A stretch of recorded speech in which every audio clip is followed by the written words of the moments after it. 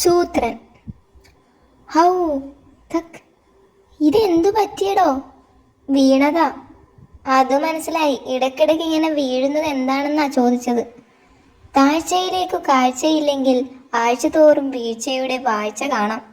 ദിവസത്തിലൊരു 10 തവണ വീഴുമോ? ശ്രമിച്ചു നോക്കാം. ഛേ, വീഴാൻ ശ്രമിക്കണ്ട. വീഴാറുണ്ടോ എന്നാ ചോദിച്ചത്. നടക്കുമ്പോൾ കാലിന് വേദനയുണ്ട് അല്ലേ? ഉണ്ട്. കാലിൻ്റെ വേദന മാറിയാൽ വീഴ്ചയും ഇല്ലാതാകും. ഈ മരുന്ന് കഴിച്ച് അരമണിക്കൂർ ഒറ്റക്കാലിൽ നിൽക്കണം, വേദന മാറും. മനസ്സിലായല്ലോ, ഒറ്റക്കാലിൽ അരമണിക്കൂർ. മനസ്സിലായി. ഞാനൊരു മണ്ടനാണെന്നാ വൈദ്യരുടെ വിചാരം. താൻ മരുന്നും ചികിത്സയും ഒക്കെ കഴിഞ്ഞു വാ, എനിക്ക് കുറച്ച് തിരക്കുണ്ട്. വൈദ്യരെ, അരമണിക്കൂർ ഒറ്റക്കാലിൽ നിന്നിട്ടും വേദന മാറിയില്ല. എങ്കിൽ ഈ മരുന്ന് കൂടി കഴിച്ച് അരമണിക്കൂർ നിൽക്ക് ഒറ്റക്കാലിൽ. എന്നിട്ടും വേദന മാറിയില്ല വൈദ്യരെ? ഓഹോ, എങ്കിൽ അസുഖം അല്പം സീരിയസ് ആണല്ലോ.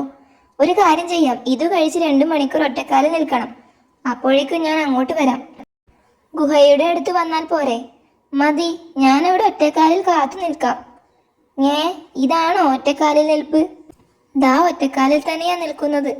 ഇങ്ങേർക്ക് വലിയ കാലായതുകൊണ്ട് നിൽക്കാൻ സ്ഥലമുണ്ട്.